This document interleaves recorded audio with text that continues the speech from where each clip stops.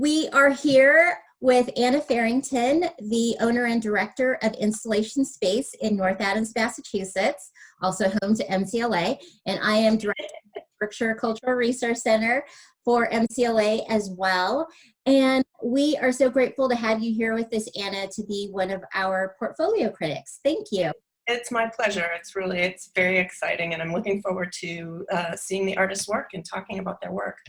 Well, thanks. We are too. One of the things that we wanted to do in an effort to provide resources for artists during this pandemic was to offer them words of wisdom from professionals within the field to whom they're trying to connect and relate to and understand. So I just wanted to ask you a couple of questions and share your answers with our artists. So I'm going to dive right into it. I know a lot of the artists that apply to participate in our portfolio review, many of them are very early in the stages of their careers, or they may be a little bit farther along but have not really grasped the best way to navigate the art world. And I think most of our artists are looking for representation from galleries. So I'm going to start off with just what we're doing here. What do you see as the role of an experience like this, a portfolio review, or maybe often for you, a studio visit for galleries? So from my perspective as a gallery director owner, is probably a little bit different than a traditional gallery in that the installation space doesn't actually represent artists. And the way we operate is that annually we will put out a request for proposals for installation artists in particular. And so that idea of having a portfolio review really comes through when the artist submits their proposal. So typically a proposal will have a portfolio or portfolio examples attached to it.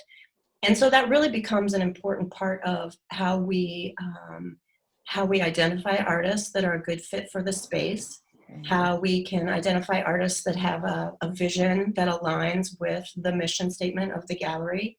And, having the studio visit a lot of times is almost like a bonus. Gallerists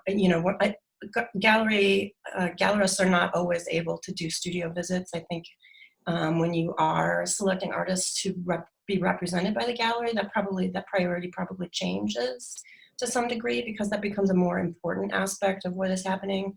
But in terms of installation art, because it's so site specific, it's really the proposal that gets more weight, that proposal combined with examples of work or portfolio examples. Mm-hmm. That makes a lot of sense. I think that's actually a really important point for a lot of things when you're looking at galleries that are a good match for you. You talked about mission statement, and that is right, that not all galleries are galleries that will actually represent artists, but just an opportunity for them to show their art as well. So what is it that you're looking for in this particular case when you look at a proposal for work to be shown in installation space? What are you seeking out? What are you exploring? So, I really like, in addition to the actual proposal for what they intend to do in my space in particular, I like to look at the artist's statement and then look at the examples of the work that they've provided and see if I can readily identify how those two elements align. Do the visual works that they've presented really align with what they're saying in their artist statement? And, I think in today's case, when we look at the artists that have submitted for review with me today, I'm really going to look at that in some detail and see if there are ways to make that alignment stronger for the artist. Right. Yeah, I guess that's what I say about that. So I'm sure a lot of times when people hear that you're a gallerist and in whatever capacity, whether it's opportunity to show work or to represent them, what's the best advice that you can give an artist who is looking for an opportunity to show or looking for representation or just trying to figure out the best way to move their careers forward? Sure. I think there are a couple of elements there. I think that first, I think it's important for artists to have a clear vision of what is it about their art that they want to present. What is that their own vision? And I think a lot of times that is maybe one of the hardest things for an artist to do, is to identify what their personal vision is. And then, because I know self-editing, it is just terrible. Sometimes you're just, emotionally tied to one piece, but maybe it doesn't exactly fit with the, the vision statement that you've prepared, or artist statement that you've prepared. And then I think the other part of that is then, how do you identify galleries or opportunities for yourself that align with your own personal vision as an artist? As much as galleries have mission statements, I think artists too, need to identify what that is for themselves. And that's what I imagine the artist statement to be. And, finding an opportunity that aligns with that, I think can be a challenge, depending on what your vision is for your own work. And then, identifying from your body of work which images strengthen that vision to the greatest extent possible. Right. Creating that sort of cohesive, it's almost like a branding exercise in a way. You identify your brand, and then you try to figure out or try to decide what elements of your portfolio, make that brand the strongest possible and clearest to those who don't know your work, right, or who might be seeing your work for the first time.